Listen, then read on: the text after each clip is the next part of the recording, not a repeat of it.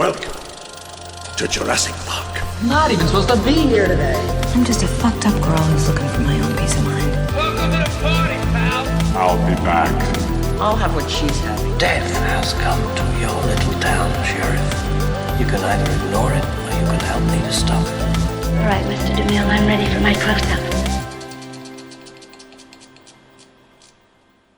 Hello, I'm your host Jim McLean. Welcome back to another episode of More Than Pixels on a Screen, a spoilerific podcast brought to you by the Banterflix movie review website here in Belfast.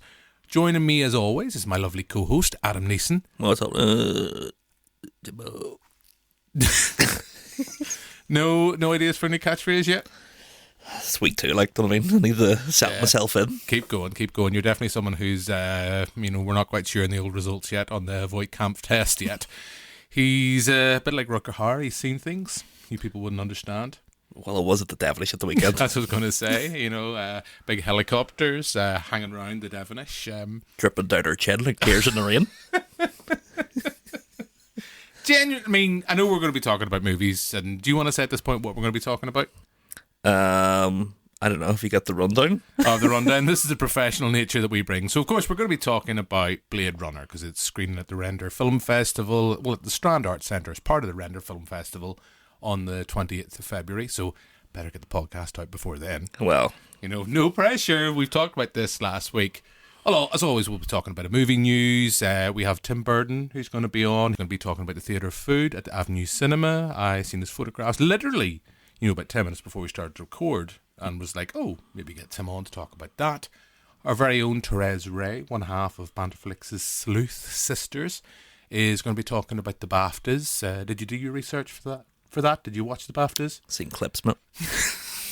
This is the professional nature we bring in 2024. And you've also got the return of, if I know our listeners, I think it's going to become the most popular feature I think we've ever done here, not just in More Than Pixels on a Screen, but on Banterflix generally. Adam's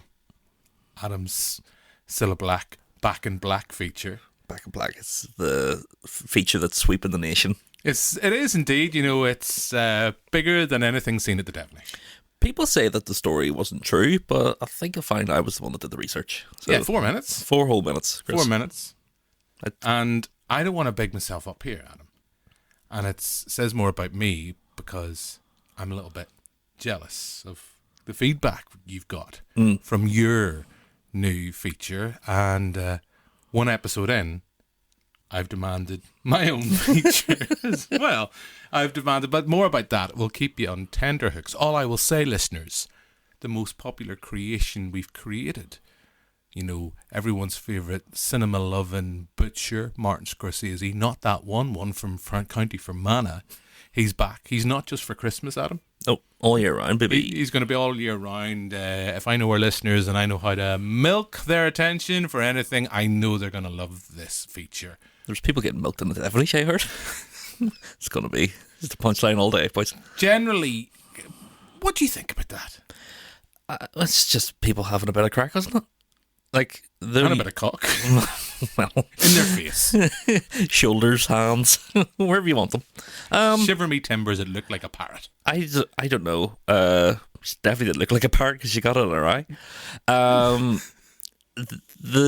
The feedback has been, well, if this was the other way around, it would be disgusting. Mm-hmm. And it's like, well, men do go to strip clubs and stuff, but it just happens that this was in Belfast where everybody fucking holds their handbags up and goes, oh, mommy willies.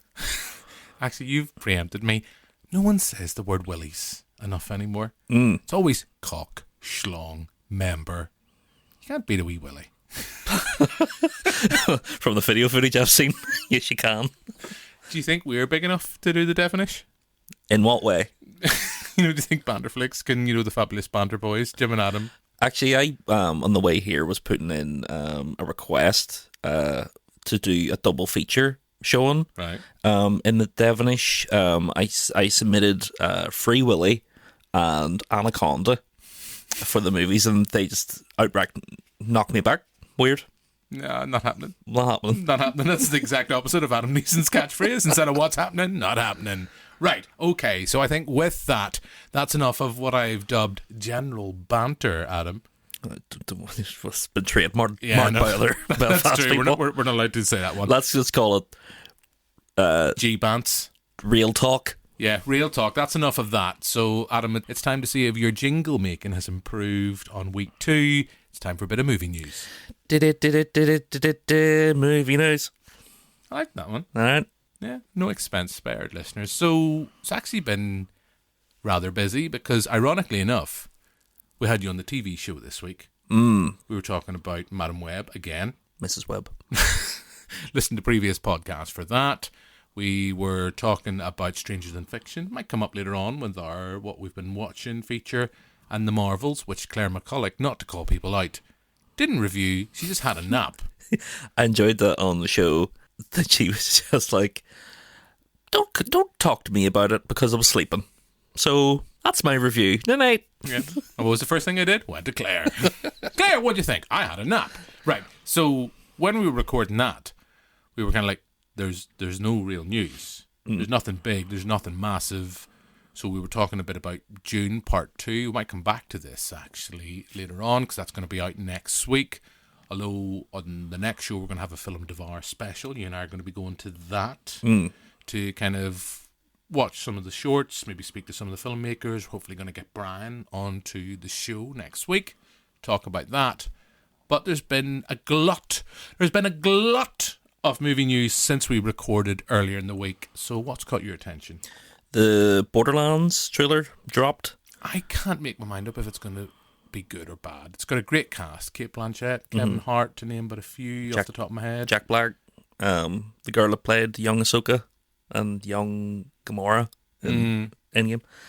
The only things that are holding me back from it being, maybe good is that Hollywood her himself, Eli Roth, kind of dropped out of it towards the end, and Tim Miller took over. Tim Miller, director of Deadpool 1, really known for his visual effects company. He did all the old World of Warcraft trailers. And the writer of the movie, that's not Eli Roth, the other writer, has changed his name to a pseudonym. Don't your, what do you call it, Alan Smitty, whenever you're a director, he's used the writer's term. Oh. So it's probably not a good, good sign. But the trailer, Guardians of the Galaxy-esque. Yeah, probably not as good. I know Wayne Donaldson, I think, on our Facebook feed, without opening it up in front of me, I know he was quite intrigued by it. You are a gamer. So yeah. I've never played the Borderlands games. Never in my world. I'm still struggling to complete Red Dead 2. What was it, 2017, 2018? Yeah. 80% listeners. Maybe by the time this goes out, it might be on 81%. Jim's just been fishing for the last 3 years. Yeah, I've been fishing. I've just been taking my time and enjoying my time with Arthur. And I know I'm in for a very emotional, traumatic experience with old Arthur, but no spoilers, even though everybody on TikTok does that anyway. Anyway, right. So Borderlands, I'm not familiar with it at all. We used to do a feature at the start of the heyday of the MCU. Adam, this is where we could bring you back. And this could be another feature where it was kind of introducing us to characters. So I remember the time we had Lee Forgy on, and Lee was giving us the insight into the Guardians of the Galaxy. Remember when that was released for the first time all those years ago? So for anyone listening who has no clue, like me, what the fuck Borderlands is all about, give them a bit of a crash course. It's kind of... the trailer actually does set it up well in terms of, there's these planets and these big vaults, and they have, ultimate treasures in them, and it's ragtag groups of people coming together to break into these vaults to steal all of this treasure. But the appeal to it is that every character has a different class, and it's 4-player co-op. So you have your support, your heavy, someone who's stealthy and stuff. And then all of the characters are just a bit wacky and unhinged. Oh, wacky! I know. They turn up the silliness, and there's lots of pop culture references, and you could see how maybe if they'd got Tim Miller from the start, being the Deadpool director, that maybe this would have been more in his wheelhouse. But the whole Eli Roth of it all, it's why him? He seems like a horror guy. They might have got him for the name alone, but surely... When was the last good Eli Roth film? Thanksgiving. I haven't seen it yet, so maybe I could be being harsh. It's very good, but you're right, though. It's like, from the director of The House with the Clock in Its Walls comes Borderlands. Yeah, like the cast. Knock, wasn't that another one from Eli Knock Roth? Knock, yeah, that's right, with our Anna. Yeah, it's like the cast of Jimmy Lee Curtis and Cate Blanchett, Kevin Hart, Jack Black. Fun, but... I think there's enough names there to get people in, maybe on a Friday evening, first weekend of release. I just don't know. I mean, the trailer just looks like madness. Now, talking about madness, Adam, you are on record as being the man who single-handedly, is part of the reason for the success of Todd Phillips' The Joker. Yes, I contributed to the box office. Yeah, 90% of that contribution. At least. So Warner's is backing on Adam Neeson. They're backing Neeson, not Liam, Adam, to help that film again, because apparently 200 million they've backed that film. No, it was a massive success. As we said, 95% of that was down to you just constantly going, oh yeah, I went to say, did I like it? I'm not so sure. I'll just go back in and see it again. Actually, you know what? No, I didn't like it. No, was it though? Was it sure? I'll maybe get it in Blu-ray. Hang on, maybe I'll get the Steelbook. Oh, then I'll get the, I don't know, HDR, whatever the fuck everything else is available. You've got how many copies of that at home? Just one. One copy of the film, but in various different formats. So, yes, you went to see that quite a few times in the cinema, even though you're not quite sure how you feel about it. But now, later this year, we're going to have Folie à Deux. And not just Joaquin Phoenix, Wacky Phoenix himself. You're going to have Lady Gaga as Harley Quinn. Madame Gaga. Yeah, Madame Gaga. I just want to state now that I hate the Joker film. You don't. I do. You fucking don't. And the fact that this is 200 million is ridiculous, but also... You're to blame. Get that bread. Do you know what I mean? Like, they made the first one for 60 million or something. And obviously Joaquin has won an Oscar. Well, had he won an Oscar before? I'm not sure off the top of my head without, Googling. Well, I'll be doing that. Let's just say he won an Oscar for the Joker. Yeah. So he is big bucks man. Obviously Lady Gaga, big bucks lady. And Todd Phillips is... maybe questionably, in some sort of... the greatest director of our generation. I was going to say he's in a Hollywood cult. Yeah. So, they're obviously banking on this making money, and it's the only DC movie out this year, really, before Superman Legacy drops next, or the year Adam after. was having a little sneaky look at the cast pick, and Oakland. That's the only word after my chauvinist comments last week about Per Bryce in Argyle. You were ogling the new Lois Lane. She's gorgeous. And Lois Lane as a character does it for me, because she's all, reporter woman. That's why I fancy you. She's all, takes no guff. She's all business. She is, and puts Superman, even though she's Clark Kent, puts him in her place, and he's like, fuck, see if I took his specs off. I'd have you rid. Well, obviously not if you've seen Mallrats. Kevin Smith made it quite clear that could never happen. Superman Returns was ruined by Kevin Smith's Mallrats. So that was the two bits of movie news caught my attention. Anything else you want to throw out before we kind of move? I know we're going to talk about the BAFTAs, and we had Therese Ray, who is one half of Banterflix's Sleuth Sisters. The other one, of course, being the lovely Joe McElroy. Sexy. She was very excited about the BAFTAs. She messaged in last week to talk about how excited she was about the BAFTAs. Unfortunately, that didn't make the cut. So I decided to get Therese to make it up to her, because she was very upset about not making the first show of the new series. I said, Therese, could you, as you're watching the BAFTAs, just do us a little voice note? So we're going to hear from that in a second. You didn't watch it. You watched the clips. I was busy. What were you doing? Sunday I was playing Suicide Squad Kills the Justice League. Okay. Tim Any was, good? it's Sunday, so it's bath night.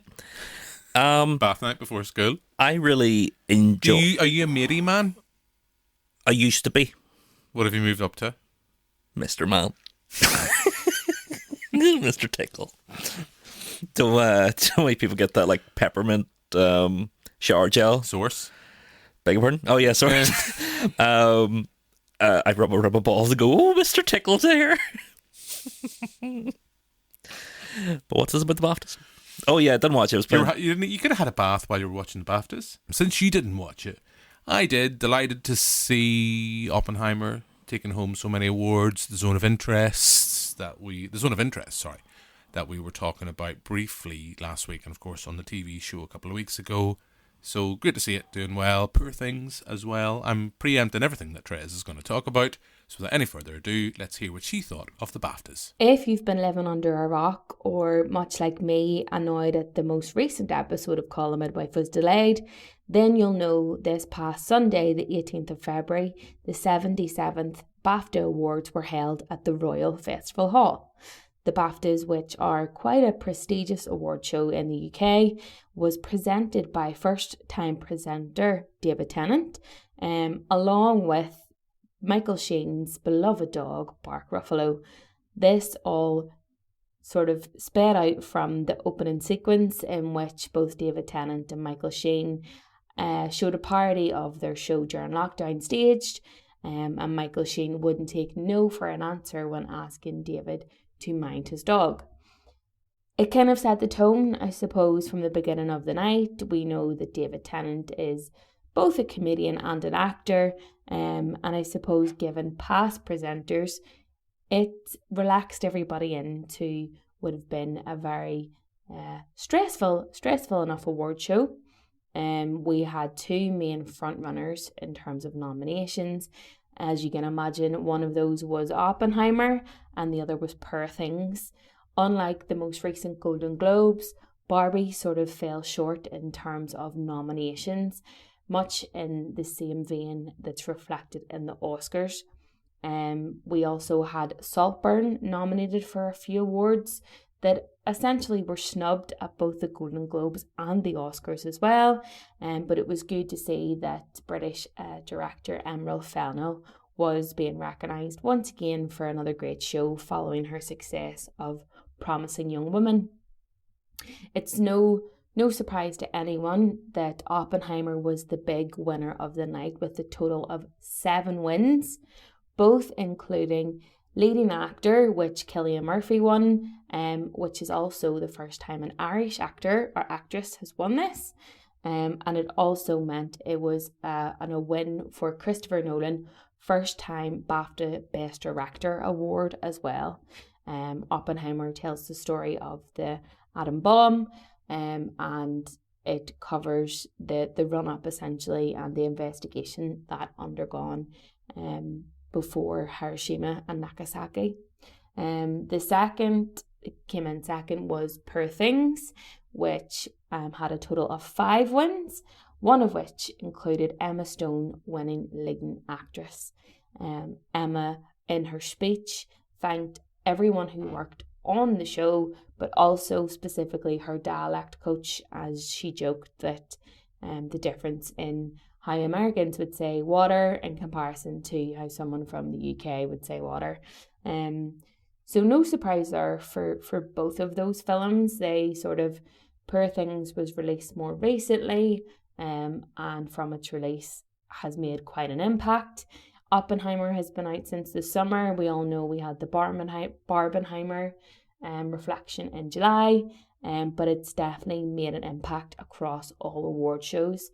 Both films leading with quite a number of awards for the Oscars, which are due to be held on the 10th of March. Just a few other awards to note. One of my personal favourites of films in the past year, and also the nominations, was The Holdovers. Probably one of the most perfect recent Christmas films, I would say, starring Paul Giamatti and Divine Joy Randolph. The film won 2 awards, The Holdovers for Best Cast, and also Divine Joy Randolph won for Best Supporting Actress. She also won this award at the Golden Globes and has been nominated for the same award in the Oscars.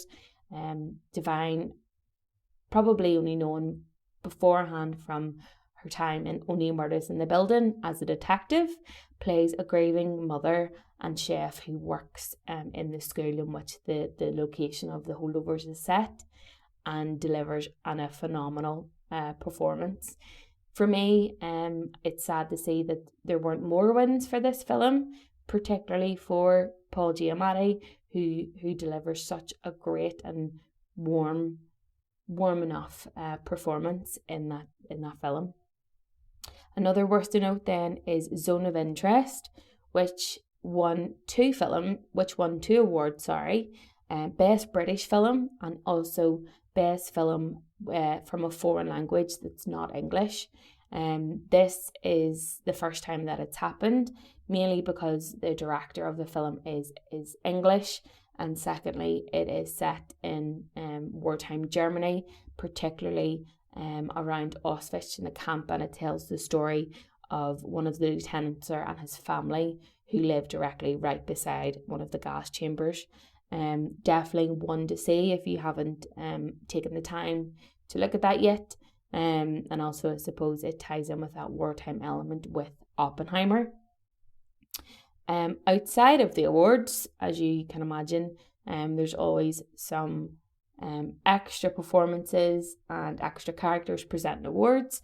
We had Sophie Alex-Baxter opening with her song Murder on the Dance Floor, which if you've seen that scene in Saltburn, you'll know exactly what I'm referring to.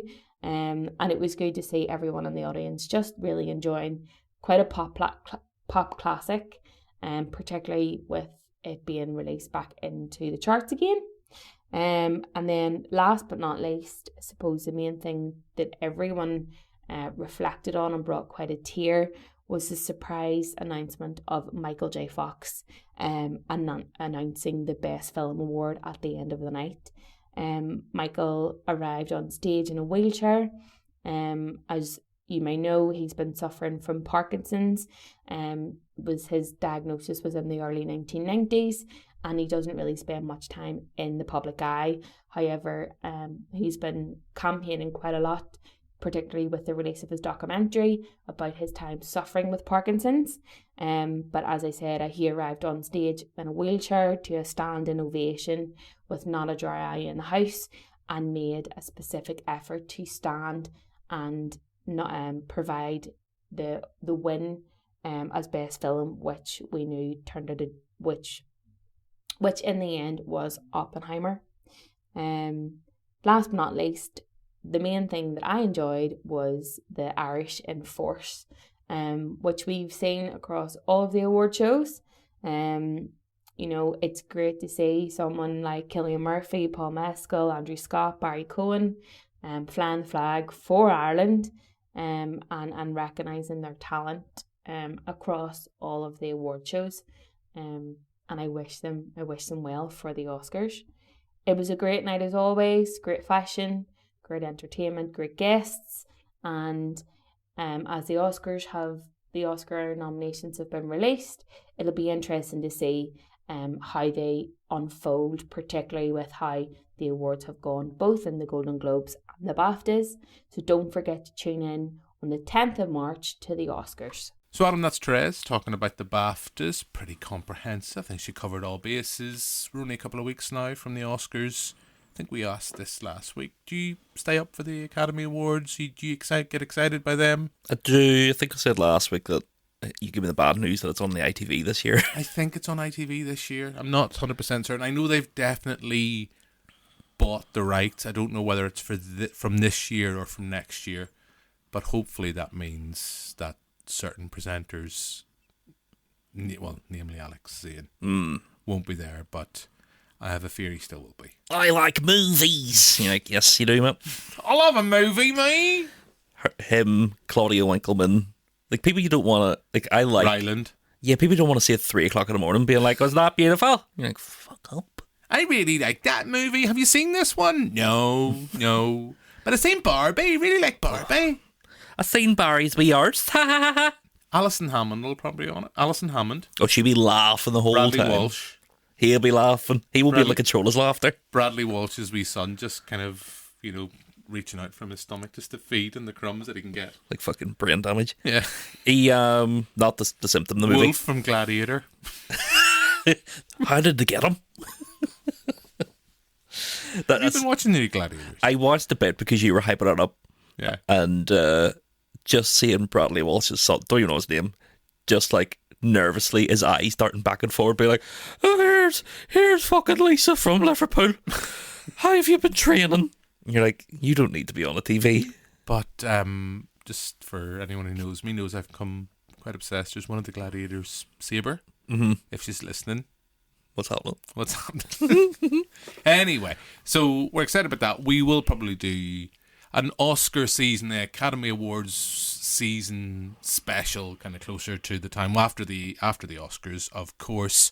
So another thing, since we've got some little presenters and since we've got some little vignettes, we're going to do more of that. I know people are waiting on tenterhooks for Back in Black. But just before we did that, literally just before we came in to record here in the studio, I was doom scrolling on Facebook and I seen the lovely Tim Burton from the Braid Film Theatre. He's been on this pod before. He's been on the TV show a couple of times. Great voice. Oh, I love his voice. Great voice. I think Tim should do books just to gently put you to sleep. Oh, yeah, 100%. Gently put you to sleep. Because I know, not that Joe McElroy didn't do a great job on our Christmas special. Mm-hmm. You had asked me to see if Tim could do that. It was originally written for Tim. And we got Joe. Which, Joe's great. I got to touch him. Yeah, but he's no Tim Burton. Tim, I'm going to touch you as well. But yes, so I was doom scrolling on Facebook and I had seen this a couple of times. Have you seen this, the Theatre of Food that the Avenue Cinema are doing? I haven't until you told me about it. And then I was like, that sounds nice. And then you told me the price and I went, that sounds, yeah. It is, well, do you know what? It does sound expensive. Off the top of my head, I think it's over about £70, I think. But that's your cinema ticket, your food, and it's not just a burger and chip. It's themed around the film you're watching. And Tim went to see The Pretty Woman screening. Now, it's a film I love. I'm not sure, without looking, just how long it's going to be on for at the Avenue. I know they'll be changing the titles on a regular basis. But I was kind of thinking, oh, my mum might like that. So I thought, well, Tim's been to one of these events. I've seen them advertised. I've seen a couple just before Christmas last year, and I was intrigued by it. I'd said to my lovely wife, it's coming up to her birthday in a couple of months' time. Might be an idea. So here's Tim Burton with his review of The Pretty Woman screening for the Theatre of Food experience at the Avenue. Thanks very much, Jim. Well, what better way to spend Valentine's night than at the Avenue Cinema in Belfast, opulent as ever, and enjoying one of the most romantic films you can think of, Pretty Woman, from 1990. Now, Richard Gere and Julia Roberts, directed by Gary Marshall. It doesn't need much of an introduction, but what I will introduce is the fantastic format and concept that the Avenue have come up with. It's called the Theatre of Food, and a theatrical display, indeed it is. So what we had to start with from 6:30 was cocktails on arrival. And remember, all of the food is themed around the film and what we experience in the film. And then after cocktails, we move into the screen, very organized. And, there's a guest list, so it felt very special and exclusive. And it would need to be because it isn't cheap. But anyway, we were moved to the screen and we had our allocated seats. The dietary requirements were very clear and organized very well. And then the film started. There was no adverts, no trailers. It was right into it. And very theatrically, we basically had our courses in coordination with the scenes in the film. Like, my favorite part was whenever Richard Gere orders room service, for Julia Roberts, the actual trays of Prosecco flutes came in at the exact time the room service waiter came into their hotel room. So, that was a lovely touch, and that wouldn't have been very hard. That wouldn't have been very easy to coordinate. So, fair play to the Avenue team, and Espeltha I have to give great credit for, because I know she's one of the driving forces behind the Avenue's dynamic marketing and presentations, and of course Paul and Mark Anderson. So it really was a wonderful experience. So there you go. That sounds pretty fabulous. You'd be raging if you went and seen Good Burger. Oh, you'd love to go see Good Burger. I would. And they came out with fucking Rustler Burgers halfway through. They were like, fucking yes, 70 quid. I'll say this, though, Jim, through the power of the podcast. The Avenue, if you want two boys to come down and eat your food and fart in the back row, we're available. And talk about it in the pod afterwards. And be like, that was lovely, because we're still eating it. That's really good, that, yeah. This was so delicious. What would be, you've mentioned Good Burger. And what else would kind of be like, I'm trying to think like Hannibal Lecter. Silence the Lambs. Have some liver and... Wee bit of lamb coming out when he's talking. Do you still hear the lambs, Clarice? There's a wee lamb. He's like, oh, thanks, mate, thanks. Or the... Or what's the... Oh, I know. Or say another thing, maybe think, what about Slither or something like that? The James Gunn movie? Yeah. It's just... What would you eat? Just like raw meat. Meat. Wormies? just for the bit when he's at the butcher's or in the big supermarket in the butchery department, and you're like, what do you want? Meat. Meat, that's what I want. To be fair, Michael Rooker coming to Belfast in September. Come on down to the Avenue, Mick. Yeah, come on down, we'll bring you some meat, big lad. Okay, so I think with that, so we've got all our clips, so I can't think any other exciting movie news for you. It's just that Avengers, they're dropping Kang, but sure, we all knew that. Yeah, we all knew that. Barry's back as the Joker in Batman. We all kind of knew that. We all knew that. Was Barry just like the last person? Was he like holding out for that for ages, going, I've got this really big... Do you think just no one told him he was allowed to talk about it? He's too busy dancing about the place in Saltburn, and they were like, yeah, you know why you're Joker? And you're like, oh, but I don't want you to tell you for a wee while. Because sometimes, like when I'm doing reviews or doing interviews, sometimes the PA people forget to get in touch with you and go, oh, by the way, you can actually use that interview now. And you're like, oh, thanks. Great, I'd actually forgotten about that. But do you think somebody maybe signed the wee embargo and was like, forgot about it? And then here, lads, I'm Joker. Oh, well, kind of knew. We all knew Barry. He's like, I got my arse out for nothing. I'm already in a big movie. Yeah, it's like, I don't know. Did as you say, did we not just know that Barry was the Joker? Because it was kind of like a weird post-credit scene that wasn't in the movie. It's kind of released afterwards, or was it actually a post-credit scene? No, there's a bit in the movie when the Riddler's in jail, and then you hear like a freaking laughing. Oh yeah, because that's in the post-credit. It's not post-credit, but it's like sorry. just before like the credits. And then there was a scene that was cut that they then put out when it was kind of Batman and the Joker going to visit him. So there's clearly showing a pre-established relationship there. Yeah. Oh, do we need... Because we're going to have another Joker as well, because the Batman as part of this new DC universe is bound to have a Joker at some point. Well, I have a sneaky suspicion that Pattinson's Batman is going to be in the same universe as James Gunn's Superman, because DC and Warner Brothers are going to go, we don't need any confusion on the market. Even though we've been like, it's Elseworld. My granny doesn't know what an Elseworld DC universe means. So what do you think then for the Joker? Do you think then that fills in with that as well? I think they'll do Joker 2 and that'll probably be it. That'll close it out. But what if it makes a load of money? Because if Adam keeps, did I like that? Let me go back and watch the Joker first, and then I'll rewatch the Joker 2. I'll make sure it doesn't make any money. Right. If any cinemas in Belfast, if you see Adam Neeson and he goes to see the Joker, just let him go see it once. Yeah. Just a photograph of Adam, what's happening Neeson. Do not let this guy go see the Joker 2 more than once. Imagine I really liked it. I won't, but imagine I did. Joe, I can't wait for the review when you do it in the show and you're like, Jim, I absolutely love this. See, remember when I was like, The Flash isn't coming out, and then I was like, Aquaman's not coming out? Yeah. I'll state now, I'm going to like the Joker. You're going to like the Joker, and Joker 3's not happening. Yeah, okay. Okay, there we go. That's Adam's hot take. But even hotter than that is the most exciting feature currently in the world of podcasting.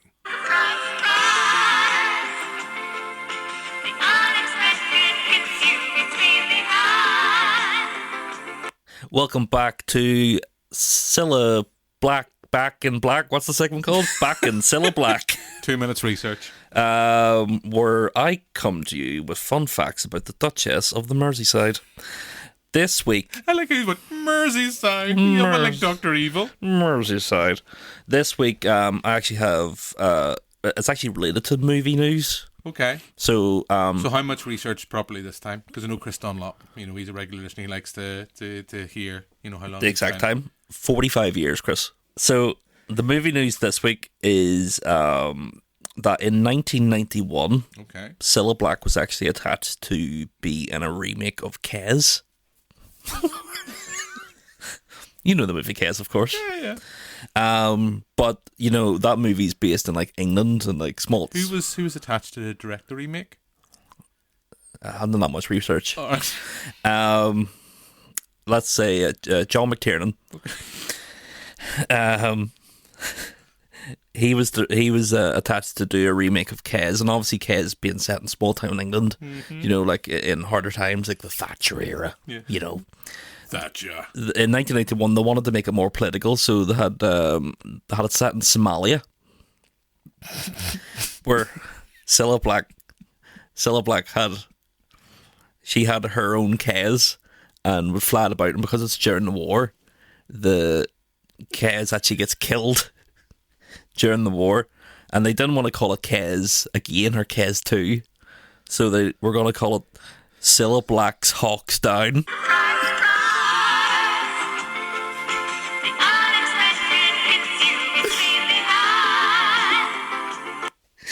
I don't know what's worse is the fact that each week we do this, I find myself laughing, and then I know my lovely wife is going to be featured in this podcast later. Yeah. Later on, after we recorded that episode, I said, "Oh, do you want to listen to a funny clip of last week's pod?" She said, "Oh yeah, sure. I like to support you." She listened to it, and she's like, listened to me laughing for 5 minutes before I actually let her play the clip, and then she listened and go, "Is that it?" And you're like, "Yeah." So I think this is the hottest take. This is the hottest feature currently in podcasting. Yeah, it's definitely happening. It's a real hot reporting. Okay, I know I've got my feature, but I think we'll take a little break from that. I'm going to keep you on tenterhooks for that, listeners. Just going to keep Marty in the back of the butchers just for now. So, as we mentioned at the start of the pod, Blade Runner, the 1982, the final cut of that film is being screened as part of the Render Festival. Loads of kind of things coming on, loads of speakers coming to that. I know last year in the pod, we had a couple of the guests on, and I know that the organisers of the festival had reached out to us to speak to kind of some people who are kind of working in the visual arts industry within the big and small screen. We might still have time to get them on. I don't know. I'll have to speak to the organisers a bit more. But they are screening Blade Runner. We were struggling this week to kind of think of something to talk about. And you mentioned this. It was your idea to talk about Blade Runner. We have done pods about this film before. And I know the likes of Joe McElroy, who's from this parish, is a big fan. She's a replicant, isn't she?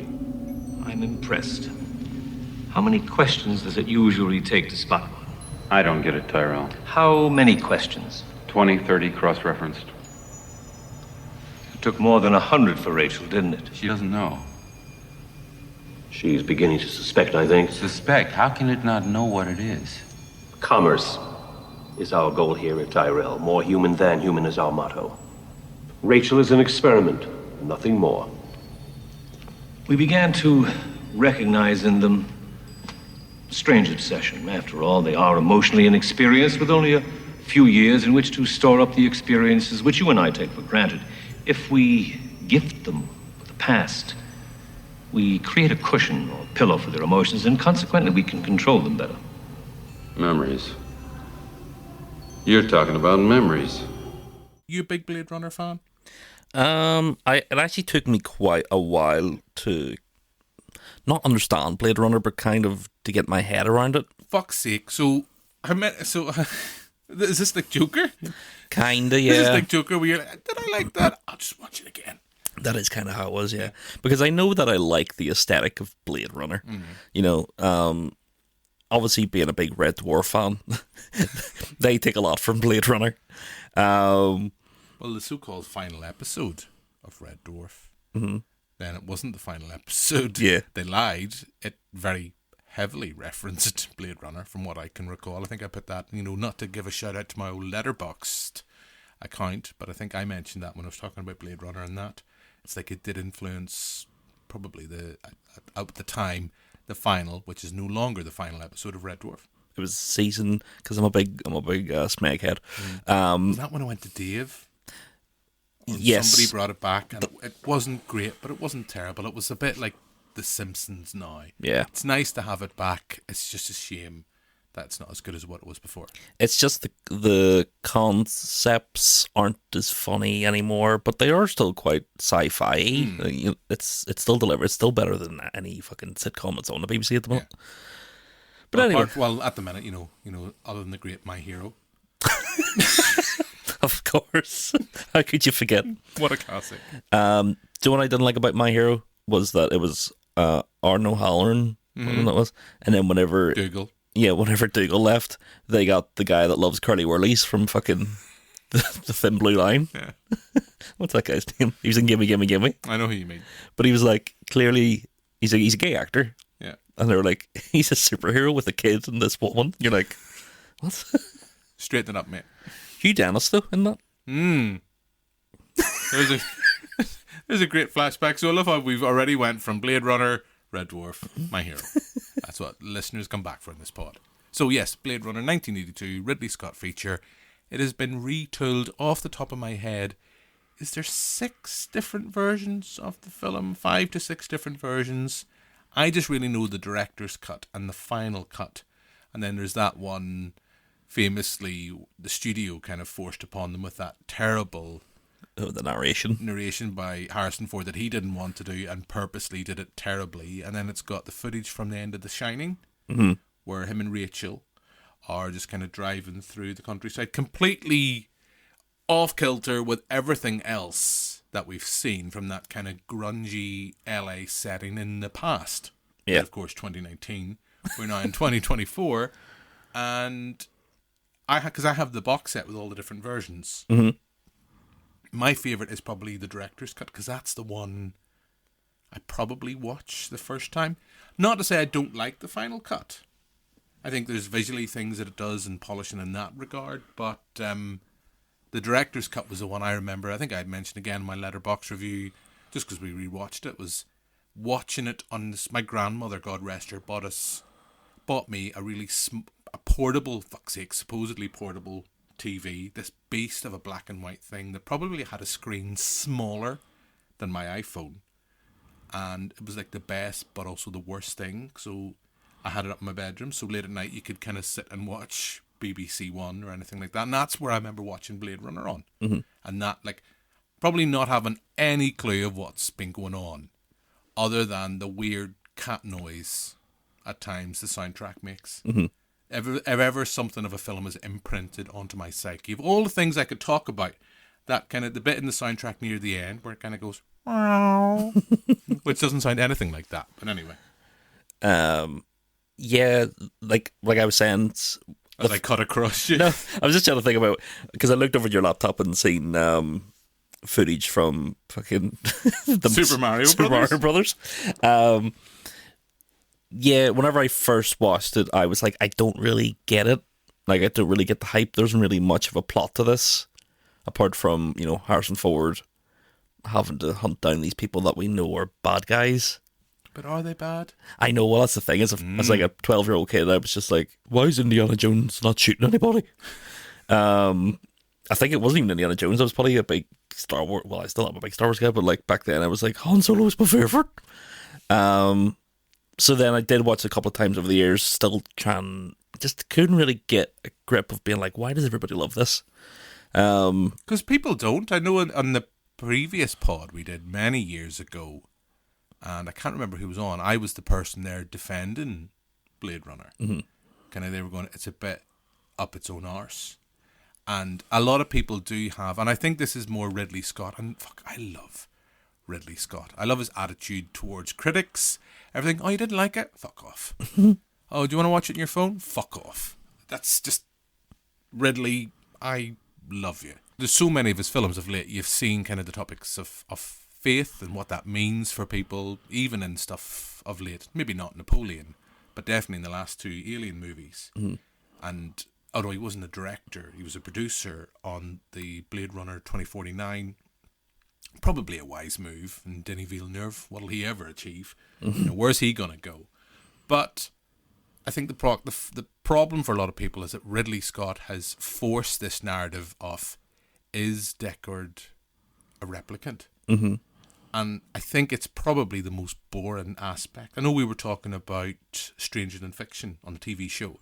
We're talking about our love season, and we were I was kind of saying, well, the actual love element between Will Ferrell's character and Maggie Gyllenhaal's character is, again, I find it a pretty boring aspect of the film. I think the whole Deckard is a replicant thing, or trying to figure out how many replicants are in Blade Runner that Scott talks about, because before we started to record, there's a thing on The Hollywood Reporter where they only started to talk about Harrison Ford, and he was straight away was like going, he's a replicant, he's a replicant, fuck you, he's a replicant. But is that a thing? Maybe, I don't know. I'm because you're saying you kind of didn't get it initially, but all the hype about that, was that something you maybe find a bit underwhelming? I think, back in the day, where it seemed as if people talked about it as if it was some great twist. Do you know what I mean? Like, there's some, nuanced acting or something you're getting from Harrison Ford that reveals that he is a replicant. But watching it now and getting to the point now where I've seen it 5-6 times, and I've got to the point where I'm like, oh, I do enjoy this for aesthetics and how fucking everything flows, and, that world, it's so good. The replicant part is the least interesting part to me. I just don't really care, and I never really watch it going, like, maybe he is, maybe he isn't. It's like, it doesn't change the movie, or it doesn't change the Deckard character for me. Because I think that's the clever thing, and I want to avoid too much talking about 2049. Not that I don't want to talk about the film. I do love 2049. I got to see it. It was the first film I ever got to see on an IMAX screen. Got to see it in London many years ago.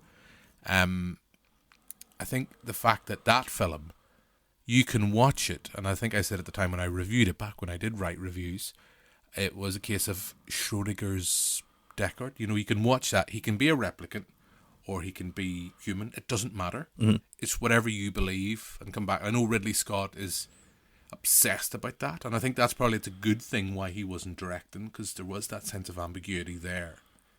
But and I know Harrison Ford is very much like, no, he's human. Yeah. He's human. That's my Harrison Ford impression. He's human.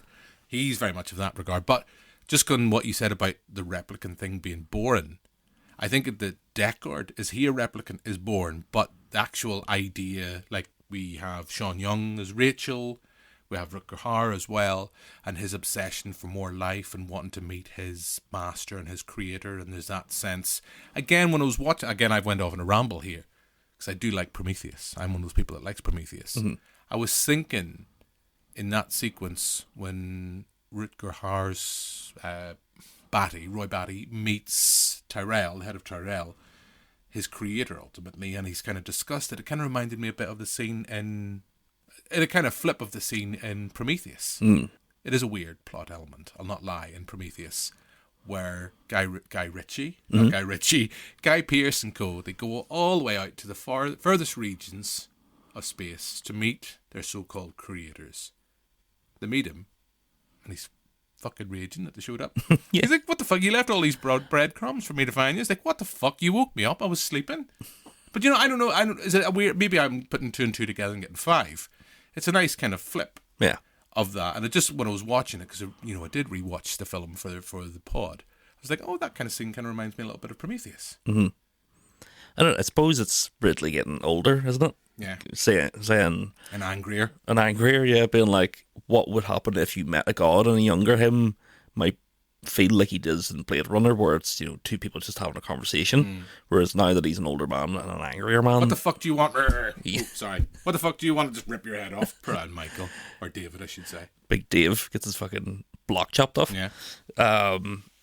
I don't know. It is an interesting concept, because the whole thing of these replicants only have so long to live. Yeah. Probably makes them more human than humans. Wonder if someone's going to tagline that phrase. Tyrell Company. Where did it all go wrong? Like, I suppose from looking at from the render festival point of view and kind of the visual aesthetics and the style of it, Blade Runner is a stunning film. You can see the influence it's had on cinema and filmmakers and just generally the sci-fi genre. since that kind of grungy, used universe that you kind of see with Scott with Alien. It's not bright and shiny and new and wonderful like Star Wars. It's this kind of amalgamation of cultures and styles, but it's also a bit of a shithole. Yeah. It's industrial. Yeah. Yeah. I love when he calls Rachel at the bar. Yeah. To be like, you coming down or what? Got the horn here. But like the actual like screen itself, that's what I was like laughing, because I was like, this is just something Red Dwarf would do. Just a wee small TV. Yeah, the old small screen when Deckard's got the horn. She's like, nah, it's not happening, mate. Yeah, although I do like that he has one drink and he's like, booty hole. Yeah. Because there is kind of awkward exchange. The stuff with Deckard and Rachel is awkward, and I know there's offset. I think there was tension from what I remember reading about the film, because I used to read encyclopedic stuff about this film, and I've kind of over the years I've kind of moved on to other things or haven't read them in a while. I didn't have a chance to go back and look through them, because I know Kermode has done a great documentary about Blade Runner. Is it Closing the Ring, I think, or something along that lines? Apologies, listeners, if I'm not getting that right. But I know that there was tensions, but I do find that relationship between them, it's weird at times. It's like, kiss me here. Yeah. I think it plays into the whole she's not human aspect of it. And if you really want to read into the whole, is Deckard like a replicant? Is it two replicants trying to work each other out like fucking like two cats? Trying to be like, what are you, a robot? Like, what are you? I love her eyes in scenes whenever she walks into the reflection in the eye, and then you see that in the owl also. Well, that's the big thing. I think that's one of the things they talk about in Blade Runner. Throughout the film, you'll see that effect on everybody that's a replicant. And there's a scene, I can't remember specifically which one, where you see that very briefly with Harrison Ford's Deckard, and that's kind of why it's one of the reasons. Like, it's one of the reasons that Harrison Ford. It's one of the reasons Scott talks about. Well, he's a fucking replicant. That's why.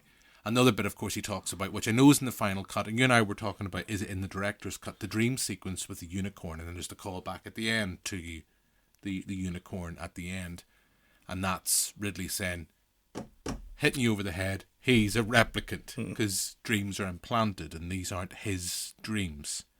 But I don't know. I find... So you've talked about watching it a few times. Is it mostly the final cut you've watched? Yeah, I would think so.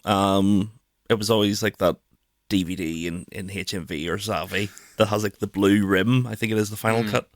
And then I watched it last night online.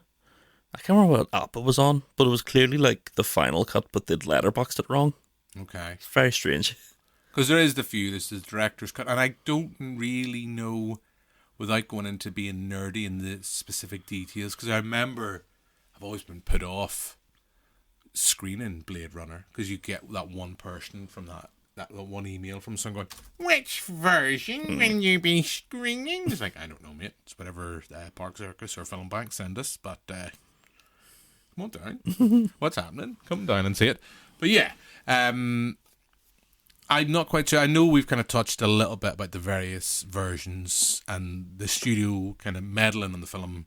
You know, who thought this was a new thing? It's been going on for years. You know, I think wasn't Scott at one point. I think he was sacked from the film, and they brought him back because there's all the stories about the T-shirts, wasn't it? Team Ridley and you know more than me. Oh, sorry, I'll not go into that. If Joe McElroy was here, we could talk about that. But yeah, anything else? I suppose bringing it back specifically about render and the visuals. I know we've kind of talked about the grungy styles and the weird cat soundtrack. You know this. You know the bit I'm talking about. I do know what you're talking about, yeah. I think in terms of like render, it's obviously groundbreaking visually, but really brings a realism to the so-called future that was believable, and it obviously inspired a lot of things like other movies like Dark City and The Matrix.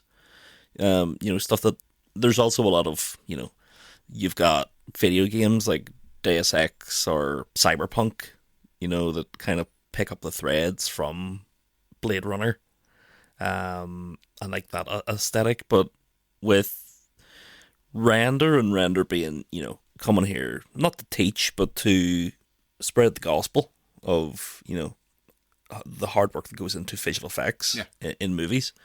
There is no better example than watching Blade Runner for the first time on a big screen and seeing that Los Angeles 2019 in the opening of just the spread of the city with the fire shooting up. It's fucking... Looks like Larn, mate. Mate, looks like Larn now. See if they knew the gas prices in 2019. They wouldn't be doing that. High cost living crisis. Fucking turn that off. Marty, calm down. Not your bit yet. Not your bit. Right, so I think you were mentioning, we did a shout out for calls. I think Joe McElroy has got in touch about Blade Runner. Joe Sexy McElroy says, Blade Runner is the greatest film ever made, and I can't wait to watch it on the big screen in the Strand. He also said, the other night went to see Metropolis in the QFT and was blown away by it. Some show for almost 100 years old. So there's an alternative if you want to go see. I don't know if QFT still show Metropolis, but good film nonetheless. Metropolis is a great show. You could just watch the Radio Gaga music video for Queen and get the whole thing. That's very true. I suppose kind of with Blade Runner it's a difficult one because you want to kind of talk in about all the various things. I know I've kind of loosely mentioned 2049, which I think is a fantastic film. I think it's probably proof why. I mean, I love Ridley Scott as a filmmaker. I love that he came back to do the Prometheus film. Well, the Prometheus and Alien Covenant. I know they're flawed films, but I kind of like that they're his flaws and they're his mistakes, but they're films trying to wrangle topics he's interested in creation, which is you see here in Blade Runner. But it's also got a studio going, here, throw a wee face hugger and a wee xenomorph in there. Like in Prometheus, I love how he just, it's like, there you go, final scene, there's a fucking xenomorph, there you go. It connects it, Then you're like, all right, that kind of makes sense, so it's the same planet that they go to at the start of Alien? Nah, different planet. You're like, all right, okay. And then even more so in Covenant, but he brought all that baggage of the film that he wanted to make and the fact that he said himself like he's bored of the xenomorph and tried to do something, I think, interesting. Again, with replicants, with androids, with David and his fascination. Again, he, we see in the first film his fascination with, his creator, Guy Ritchie. No, Pierce. I can't get them wrong. I was like, oh, right. His fascination with meeting his creator and his fascination, his relationship with his creator, Guy Pearce, and then Guy Pearce's relationship and his yearning to meet his creator. I think there's interesting things in Prometheus. Yes, at some points when Charlize Theron is running, she should just turn left. Yeah. I accept that. You just go, yoink. Just move to the left. You'll be all right, love. But the fact that Denis Villeneuve comes on, does Blade Runner 2049 and takes away all the baggage, all the stuff I've talked about, the things that Scott was interested in Deckard has to be a replicant, and treats it going, you can watch it. I know I'm repeating myself. You can watch that film. He can be a replicant or he can be human. It doesn't matter to you. I mean, it doesn't really say at any point you're right or you're wrong. And I think he just delivers, again, another interesting film that also introduced for me Ana de Armas as well. Giant Ana de Armas. Which they done practically. What do you mean? They shrank him? Or they made her big? No, they did it practically. It's not a CGI effect when they did that. I think it's actually, if you look on YouTube, you can see how they created that scene with camera trickery, etc. Okay. It's not done CGI. I'm sure there's CGI in the scene, but they created a massive her. Just blew her up. When blowing her up. Well, it's true. But, I mean, we've also got the TV show. I mean, we're not going to be bitter here in Belfast. We've lost 2099. We're not making it here. But that was going to be shot here in a while. Of course, I think various reasons that fell through. And Ice Screen talked about it kind of being a disappointing. It was great we were going to see that being filmed here. Sadly, it didn't happen. But I'm still intrigued to where they go with 2099. Yeah, it's like I was saying with games like Cyberpunk, you've set up a world. Just don't do Law and Order, but the robots. Do you know what I mean? Have you ever played the game? The old point and click game? Yeah. I haven't, but it's been re-released. Or it has been re-released, I can't remember. I think it's still in the works. It's still in the works. I remember seeing it and be like, I will play that when it came out, but I never played it before. I do remember, just to go on to other topics, I don't know if... Are you an Adam Buxton fan? Oh, of course. Have you read his book? Yes. Or listened to his book? I listened to his book, yeah. Listened to his book. He kind of talks about his small hill he's prepared to die on with Blade Runner, because he doesn't like the film. Mm-hmm. And it's the whole scene where they manipulate the photograph. Mm-hmm. And he's like, it doesn't really make sense. I was watching it. I was trying to think in my head. I never got what his gripe is, and the fact that you can go in and edit a photograph and just be like, "Here, see that photograph? What's just off to the side, just off to the side. You know that bit that's not in the photo?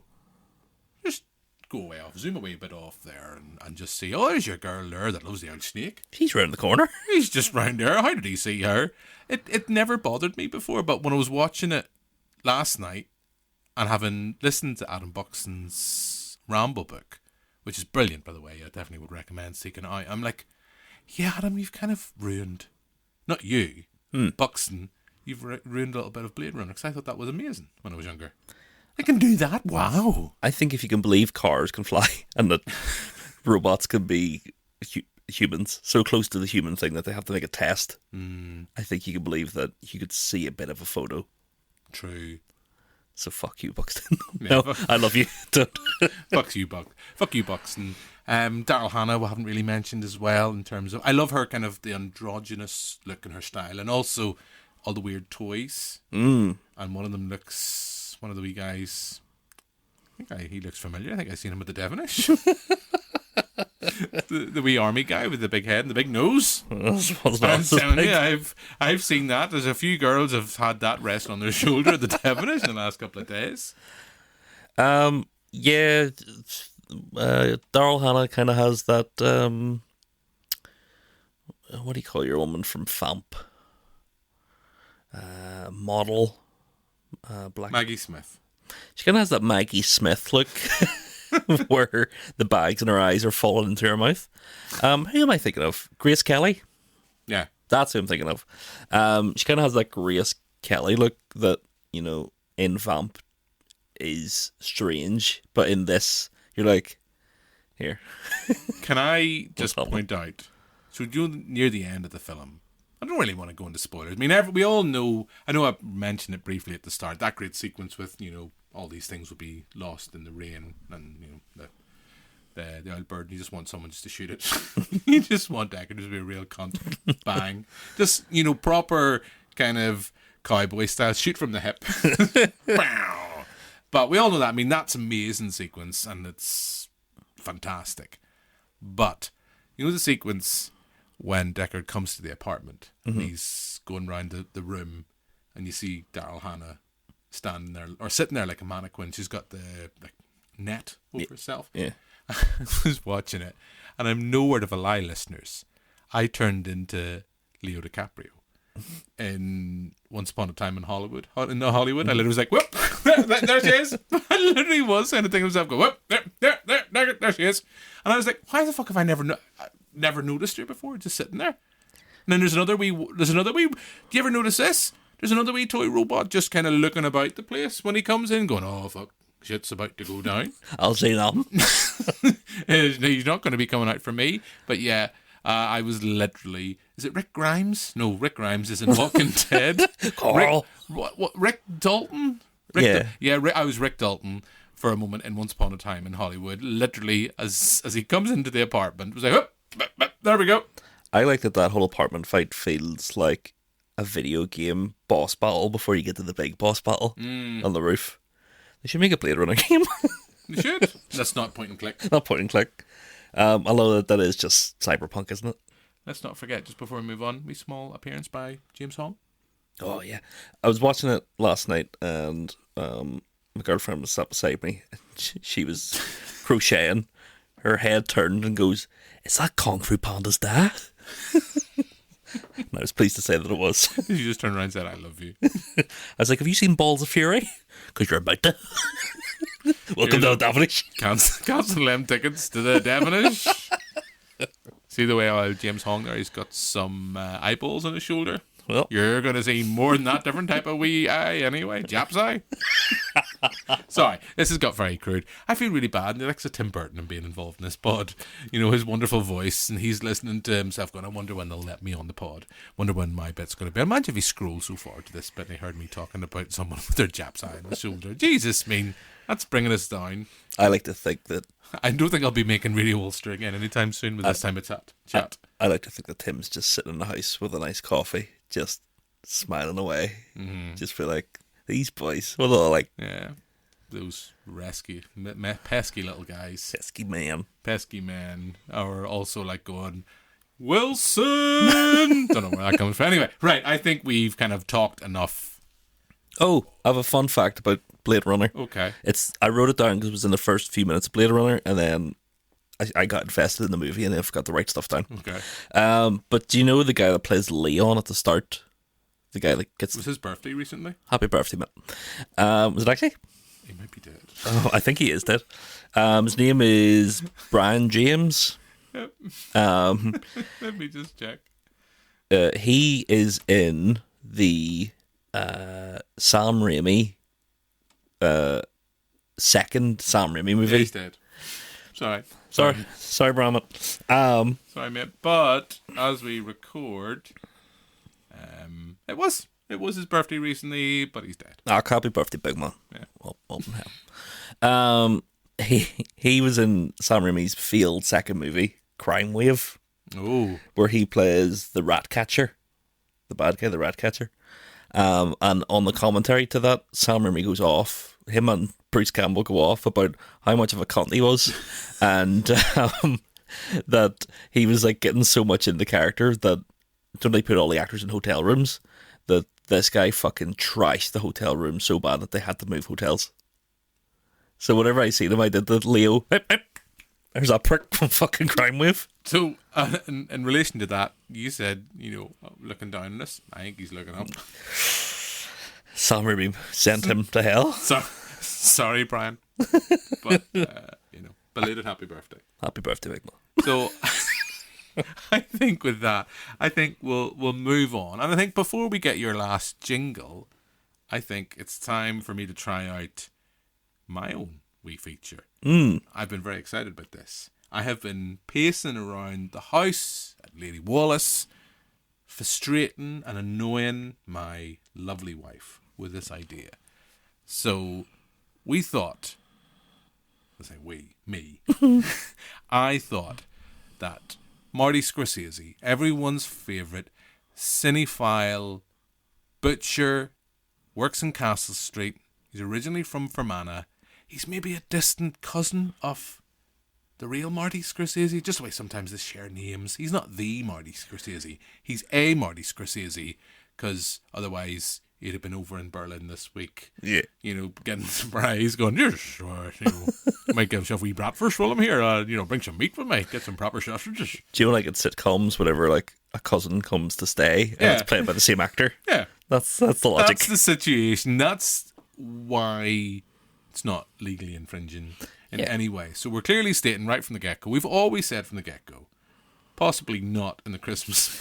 That was a different... The Christmas special was a little bit ambiguous. It was an Elseworlds. It was. Elseworlds adventure. But this is, I thought, Marty's an angry man. So each week I thought, I'm going to bring in a feature where it's called...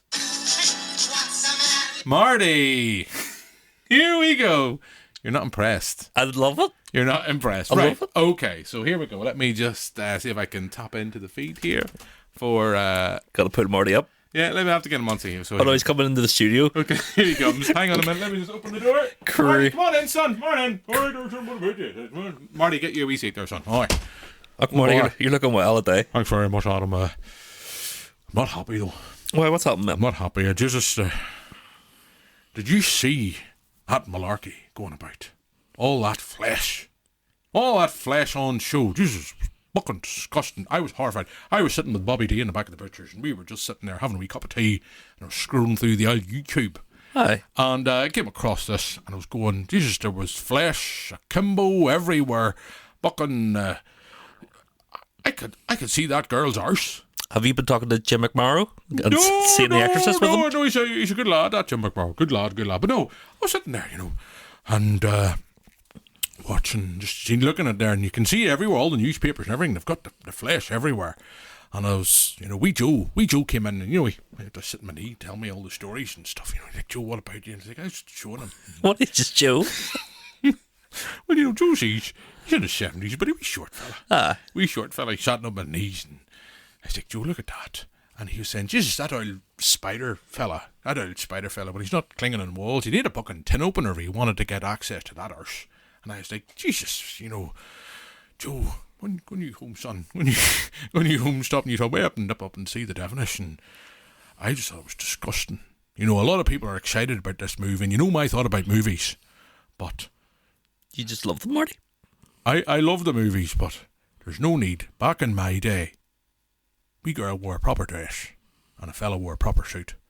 I said to Bobby D, you've got to speak to wee Tiny Tim there and tell him to sort the wardrobe. So yeah, that was only my wee 5 cents. I just said to myself, that's none of that naked flesh. But fuck it, here, last orders here at the fucking shop here. I have to go in before Christopher Walken tries to get into the veg. Here, hang on a minute. Right, here, Adam, nice to see you. Let's see Marty. Right, bye. Here, I'll let Jim out in the way of that. Bye, Marty. Bye. More we sausage next week. Yeah. That was 5 minutes of your life we're not getting back. That was good. So, Adam, that's the key thing. Do you maybe know what Marty's getting angry about? Was he getting angry about the Devonish? No, I think he was getting angry about the Devonish. What was he getting angry about, Matt? He was getting angry about... do you want me to come back in? Aye, because he's just walked past the window there. Marty, come back. Marty, back in. Hang on. Hold on, he has a soundproof booth. He has to come through the door. What the fuck do you want him? Marty, you forgot to tell him what you're angry about. Marty, you didn't even tell me what you were on about. I thought you were talking about the Devilish and all the willies. No, fucking willies. Seen enough of that on the day when I'm, trying to get rid of the old cowcocks. But, no, I was watching on the old YouTube and Facerbooker there, and I seen that, all this film everyone was talking about June. Fucking June. I thought it was a shop, to be honest with you. But, June, I thought it was a fucking shop, but, that's more about me anyway, and back in my day. I was talking about that Zendaya girl, walking about looking like C3 oh, Jesus. Zendaya? Aye, that, her, aye. That's what I said, that's why Joey said to me when he was on my knee, he said, Jesus, old Spider-Man, he'd fucking need a wee tin opener. Oh. Yeah, I just thought to myself, that got me angry. See, it says more about you, Adam. It does. It says more about you, and you're always thinking about them willies at the Devonish. You're a meat man. I thought you were talking about meats. No, anyway, here, as I said to you before, I've got to go. That old Christopher Walken bastards always trying to sneak in the shop. Right, lads, here, maybe see you next week. Hello, maybe by the sounds of it, this feature, maybe dinosaurs, so maybe not. Anyway, right. Bye, Marty.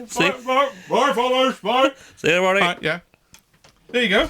I enjoyed that. Yeah.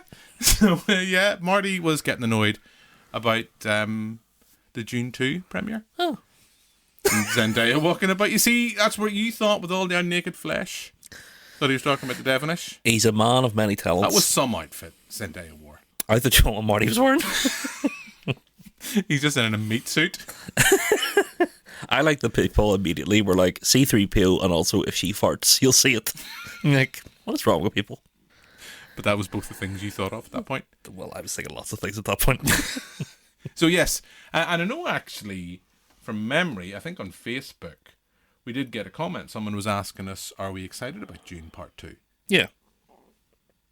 That's my response. I am, thanks, yes. Yeah, very excited. We talked about it on the TV show this week. I suspect we'll probably be reviewing it in like 2 weeks. Yeah, we'll be reviewing it in a couple of weeks. On the podcast, but yeah, very excited. Phil Higginson, that's who it was. Phil Higginson, and he actually, because we were talking about Blade Runner, he's going to specifically about Blade Runner 2049. He wants to know are people excited about June Part 2. He can't wait, personally. Big fan of the books. I never read it. I've really just watched the Lynch film and then the documentary about the other version of Blade Runner. The other version of June. And then I've watched the Denis Villeneuve June Part 1. Mm-hmm. Sadly on the small screen, as I said in the TV show, no matter how many times at the cinema, on the big screen, I seem to have missed it. But He's hoping it doesn't feel like a stupid sequel bait, following Villeneuve saying he plans to adapt Messiah. It's not the Messiah, he's just a naughty boy. Apparently, Messiah is mental, unfilmable. But they said that about Dune, and it seems that Joker. Well, it's unwatchable. It seems that they've cracked it. Well, Big Denny's cracked it because 1 is great and 2 is getting amazing reviews. Yeah. So I'm excited. I am genuinely excited because there's a lot of pressure on a film like Dune because a lot of big films haven't found the big audience at the box office. Even thinking back on last year, I was doing a bit of research for it, and don't ask me why. There was Oppenheimer and Barbie did mental money, but stuff like Mission Impossible didn't do the money it was supposed to. No. And we're now kind of seeing the back end of the writer's strike, so everything's back, and the writers and the actors strike, so that's all back, and we're seeing these trailers for stuff, but it's caused a bit of a delay, so that's why we saw June being delayed, 3-4 months? Yeah. So it's they're trying to space stuff out, so there's a lot of pressure on it. Mm-hmm. So I'm hoping I'm definitely going to go see it on the big screen. I think it has, I think it will be successful. 1, because it's one of the only few blockbusters this year, and 2, in between the times of the first and the second one, most of the stars have become megastars. Your Timothys, your Zendayas, your Christopher Walkens, your Stellan Skarsgårds. No, Aaron Butler as well. Do you know what I mean? So, and Florence Pugh, she was probably the biggest star anyway. But seeing them all do press together has opened it to a different market than probably the first one did just by itself. So it's pretty exciting. We had Clara on the show, the TV show this week, and she was like, "I don't know what Dune is, but I'll see it for Timothy." Oh, Tiny Tim. Timothy, as you recall him. Timothy, this is boy. Sorry, Marty. Sorry, I'm getting you in. So anyway, I think we're going to wrap up the show. But before we do, generally, we know we've kind of opened it up to questions, but Adam, it's time for another jingle from you. I think it's just as we wrap things up, it's a little bit of what we've been watching. It's gonna be on the TV screen, the silver screen, or on your phone. It's what you've been watching. I think your jingle skills are coming on. The start of it, I haven't cracked yet. I'll get to it. It's happening. It's definitely happening. So I don't know if we was met because we've recorded quite quickly after the last one. But any shout outs there for anyone watching? Because I know I'm going to try and get my lovely wife on board. What we've been watching. I know I've already mentioned a couple of things we've watched on the TV show. I know we've been talking specifically this week about Blade Runner. Anything else? There isn't really anything from viewers, unless you have anything. Well, I've got a lovely comment from a lovely wife because we watched Never Been Kissed this week because we were talking about this last week. On Valentine's Day, we watched 10 Things I Hate About You. Not you and I, but my wife and I. But you happened to watch it at the same time. You had seen it for the first time. I hadn't watched it for the first time in a while. I forgot how much I loved it. So, of course, then on the old... I think it's in Disney Plus. It was on. It's like algorithm was saying, "Oh, you might like this." Yeah. You're like, "Yeah, I haven't watched Never Been Kissed in a long, long time." It doesn't have a creepy It doesn't have a creepy idea at its core at all. Woman in her 20s pretends to be 17, goes back to school, brings her, I think, older brother, decides to go back to school as well. Old Davy Arquette, when he's not getting killed in Scream, he's being a little bit creepy and Never Been Kissed, and. Yeah, I forgot I liked it. And I thought, because I don't get her in the show enough. So I thought to myself, I think maybe we should see if we could get Amber, my lovely wife. She always gets mentioned on Q Radio, so I thought maybe we'd get her in. So Amber and I, we watched this as we record now 2 days ago. 2 days ago. And so just before we record... So she had time to collect her thoughts. Maybe write stuff down, or just generally...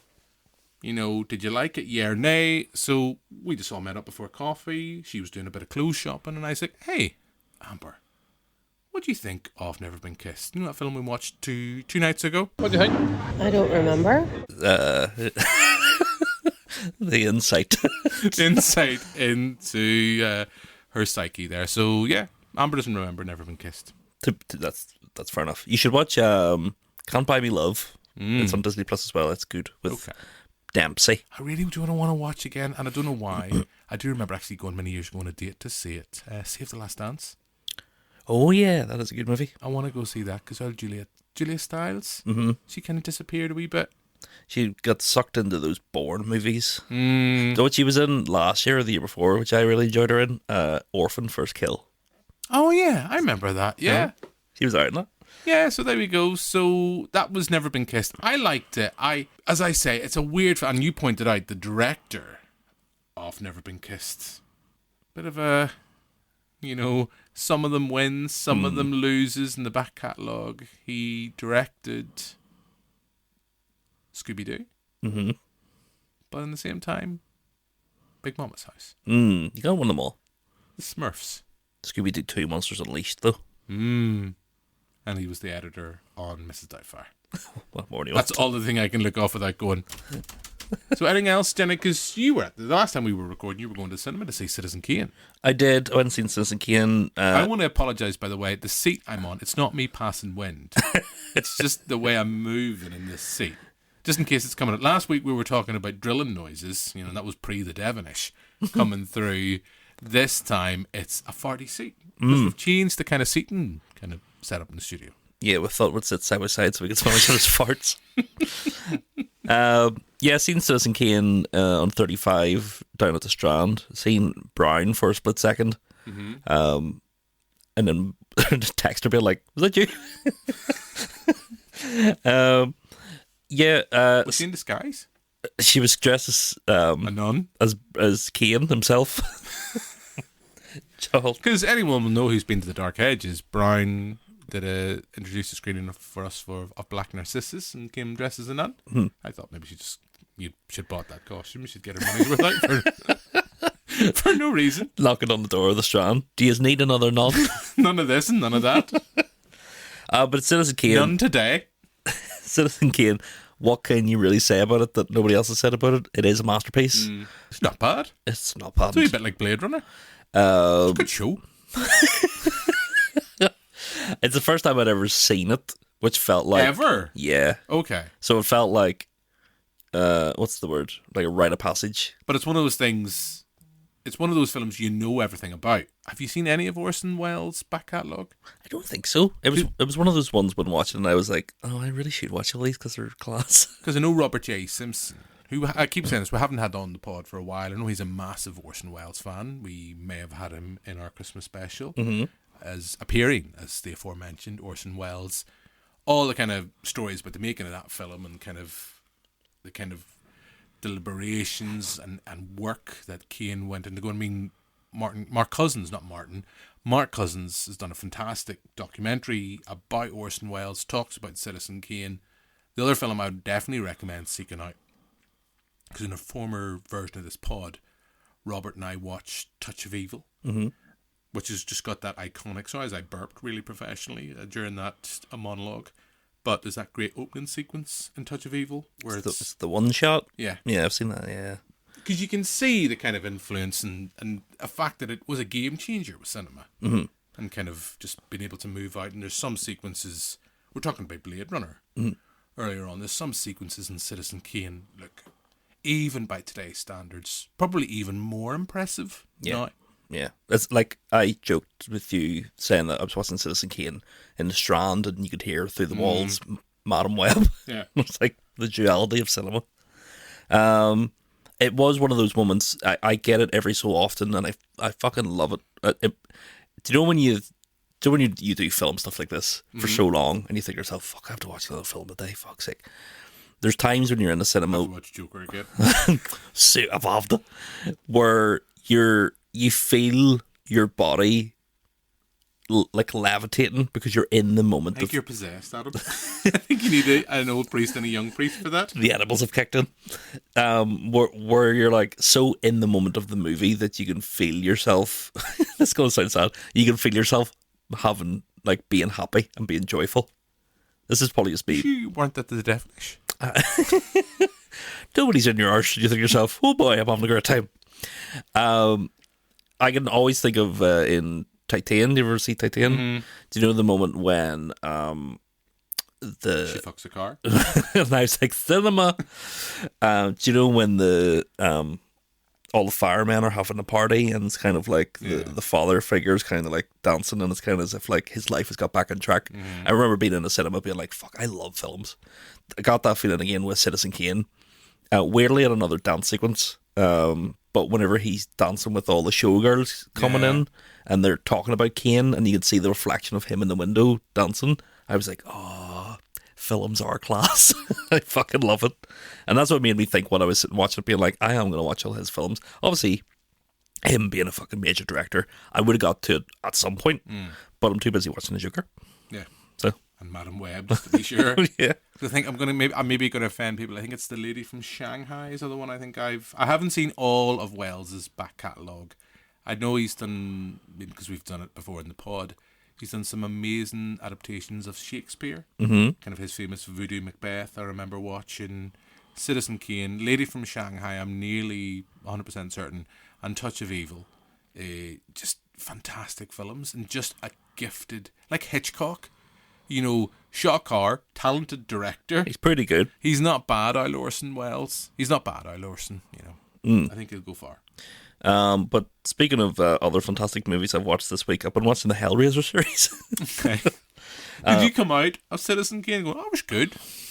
But, because it's not too far a walk for you home from that, and you're like, you know what? I'm going to watch the Hellraiser movies. Really got to knock those expectations out of my head for what cinema can be. So I watched 4, 5, and 6. Okay, so you didn't even go for the good ones? No, I've watched those a lot of times. I've watched 1 and 2 and 3. I don't like, even though people were like, that's really class. It has the CD man. It shoots CDs. So I watched Bloodline, Inferno, and Hellseeker, as you can tell by those names. Very creative. The plot to Bloodline isn't bad. It's like Adam Scott is in it, of Madam Web fame. Yeah. And it's about, you know, like through generations, with the box, and then it ends in space, and the spaceship is the configuration box. Yeah, looks a wee bit like the old board. Yeah, that one wasn't bad. The other two are literally just fucking like Inferno's made by Scott Derrickson, and it's like a fucking a drama where Pinhead just happens to turn up. They are about just these men that are like sleazy and are involved in sex things, and then the devilish. And then somebody, can you imagine Pinhead just rocking up in the middle of the devilish. I have such sights to show you. Oh, Jesus. Can you hang on 5 minutes? You haven't seen this. Here, get that lad on your shoulder, Pinhead. I feel okay, because I think we're getting this all out of our system with the devilish. You know, the jokes will maybe last 3 weeks. Well, if you're a Northern Ireland comedian, you'll be milking this for about 5 years. Yeah, you know, I think, 2 weeks we'll give it, then we'll stop the devilish references. Yeah. But could you imagine Pinhead just rocking up? It's like watching the videos someone's put up, and just in the middle of it, just Pinhead just materialise. At the buffet. In here smells worse than these egg and onion sandwiches. Put out Pin. Arcade Pinners. I've also watched... You've watched loads. I know, I'm a big watcher. I watched Reservoir Dogs for the umpteenth time, because I couldn't sleep one night. And then I also watched, because I'm trying to get through Spike Lee's filmography. Oh, where are you? I'm doing bits and bobs where stuff comes up on streaming. Okay. I've pretty much watched most of the stuff. Chirac's the one I watched. Oh, okay. I didn't even know that from looking at your letterbox from over here. Loved it. Yeah, I love Chirac. Thought it was fucking great. Because I on my letterbox, Adam Neeson on letterbox. Newsman Jim. Newsman Jim. Wrote that I'm surprised that a lot of people don't talk about it more, because it's really relevant to today's culture. I think it's probably the whole rhyme and slang of the dialogue throughout the movie that probably put a lot of people off, but the whole message behind the movie, and John Cusack in the movie is fucking great. Yeah. I think it was, I'm maybe going to get this wrong, Mark McFadden, I think, or Jack McFadden. Apologies, I can't remember. It's been a while. He hasn't been a contributor for a while. I think he's moved on to pastures new. He wrote a review for Chirac, but did it in verse. Oh, fair enough. That was the point where I was like, you're too talented. Fuck off. This is all about me. As we've previously said, Adam gets a feature for Cilla Black. Jim gets a feature with Marty Scorsese. Yeah. So Chirac, yeah, it's a good film. It's really good. Understated musical as well. Yeah, because see, whenever it started and it was Nick Cannon rapping, I was like, oh no. But then he actually turns out to be alright. Yeah. It's really good. I haven't watched that film in years. I think I seen it actually at a QFT press screening many years ago. Angela Bassett did the thing. Yeah. Speaking of the BAFTAs. Yeah, she did the thing. Have you any other things you've watched this week? No, I've been bad because, again, finished True Detective. Loved it. I thought it was great. Jodie Foster can do no wrong. Issa Lopez, as we already mentioned. Hi, Issa. Hi, Issa. She nailed the landing. Managed to kind of wrangle everything together. Very little questions asked, or very little questions left unanswered. So I've really enjoyed it. I mean, I love the first series of True Detective. I think we talked about this last week. I loved the first season. Wasn't fussed in the second. Thought the third was alright. I think this has been great. I actually think it's both a good thing and a bad thing. There's only been 6 episodes. Kind of would have liked more, although there's really no need for more. Yeah. Well, we've got some listener feedback, if you want to get into that. Okay. On the gram, we have Mick Barry 2.0. Okay. It's better than 2.1. 2.1? Yeah. No, 1.0. What's your favourite big star getting offed early? IG Steven Seagal in Executive Decision. What a film. What a classic film. Steven Seagal didn't even know that was happening, apparently. Oh, really? No, apparently he was not happy when he got to see the premiere. But surely he wouldn't have filmed anymore. Well, you don't really need him because I don't know. I just remember reading that somewhere. Maybe Stephen got very confused. It's not like they poochied him out of the frame. But it does think it's like, well, he could have probably filmed a lot and then just decided, nah, I just got him. Here, do we fucking say anything? Do we tell Steve? Here, Kurt, don't say anything. Just got him out. Because it just looks like when the plane crashes, it's just a still frame of him looking up going, I'm dead. The obvious one, probably Drew Barrymore. So I thought Scream is probably the one you can kind of think of, and maybe then you go back, then you think for viewers in the day, since we're talking about Citizen Kane, probably was Psycho as well, with the name of the actress who's went out of my head. Jamie Lee Curtis's Ma. Janet Leigh. Janet Leigh. So you think of maybe for the older viewers? They're not here at this point. If it's stuck for Marty, they'll stick for anything. They've stuck by for that fucking here, Jim. That like 1 minute segment. It's went on for 10 minutes. They're like, oh, Tim's doing the show this week. I'll give it a listen. Oh yeah, Tim Burton. You know, he's a classy guy. He wouldn't sully himself. But Janet Leigh in Psycho. Samuel Jackson in Deep Blue Sea. Yeah, I suppose. And well, I guess narratively, John Travolta in Pulp Fiction, but not in actually the structure of the film. So he kind of gets killed at the start, but he's still there at the end. I think if like if the movie didn't end with the segment with them two and the thing, it would be shocking that you're like, oh fuck, he's dead and gone. Or just because we were talking about Deadpool, the whole X-Force thing.